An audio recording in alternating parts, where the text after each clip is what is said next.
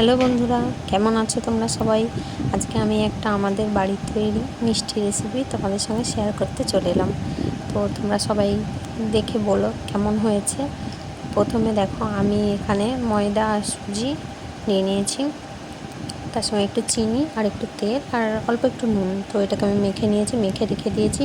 এরপর নারকেল কুড়ে নিয়েছি, ওটা একটা কড়ার মধ্যে দিয়ে ওর মধ্যে চিনি আস্তে আস্তে ওটাকে নাড়তে থাকবো। চিনিটা যতক্ষণ গুলবে ততক্ষণ লো ফ্লেমে আস্তে আস্তে করে ওটাকে নাড়বো।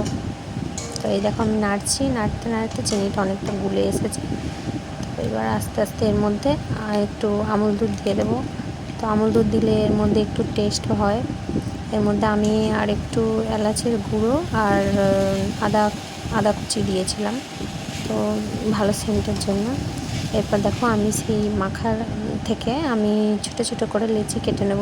ঠিক এতটুকু মাপে নিয়ে প্রত্যেকটা আমি লেচি করে নেব, এই রকম মাপে ছোটো ছোটো।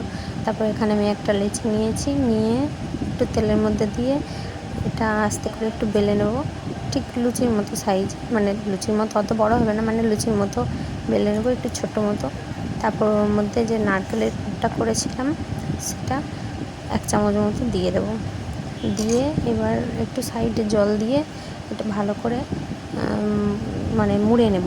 তো যে যেমন পারো মুড়তে পারো, আমি এইরকমভাবেই মুড়েছি।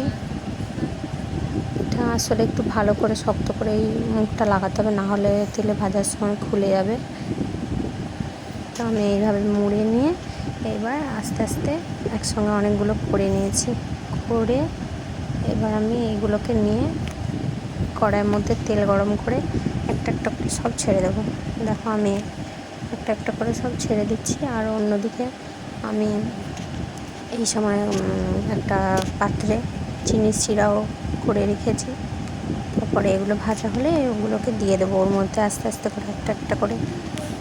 তো এবার আমি একটা একটা করে ছেড়ে দিয়েছি, আস্তে আস্তে ভাজা হচ্ছে। তো তোমাদেরকে বলেছিলাম মুখটা খুলে যাবে ভালো করে না মোড়া হলে। দেখো, আমার এইটার আমার মুখটা পুরো খুলে গিয়েছে, ভিতরে পুর বেরিয়ে চলে আসছে। তো ভেতরে পুরগুলো বেরিয়ে গেলে কী হবে, এইভাবে চুইয়ে কালো কালো হয়ে যাবে, আর মানে পুরো পুরটাই বেরিয়ে চলে আসবে। তো আমার ভাজা হয়ে গেছে। এগুলোকে এবার আমি চিনির রসের মধ্যে দিয়ে দেবো। চিনির রসে দিয়ে এগুলোকে একটু চামচ দিয়ে হালকা করে সবগুলোকে একটু ডুবিয়ে নেব। ডুবিয়ে বেশিক্ষণ রাখবো না, আবার তুলে নেব। তারপরের ব্যাচটা ভেজে তারপর আবার সেইগুলোকে দিতে হবে। তো সেই জন্য ওইগুলোকে খানিকক্ষণ রেখে তুলে নেব। এদিকে আমি দেখো আর একটা ব্যাচ করে দিয়ে দিয়েছি।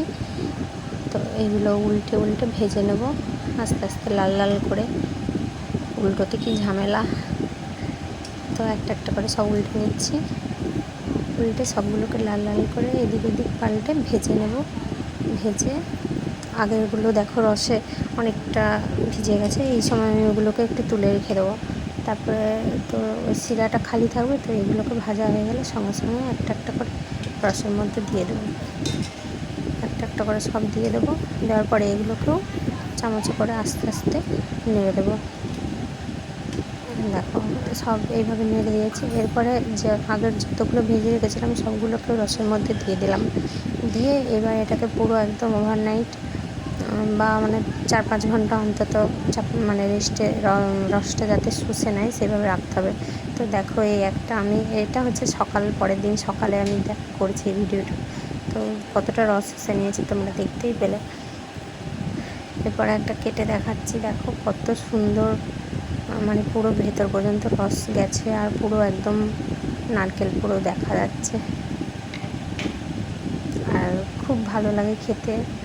আমার বড় অতটা মিষ্টি খায় না, এই মিষ্টিটা ও খেয়েছে, ও বলছিল ভালো লেগেছে। তো থ্যাংক ইউ সবাই।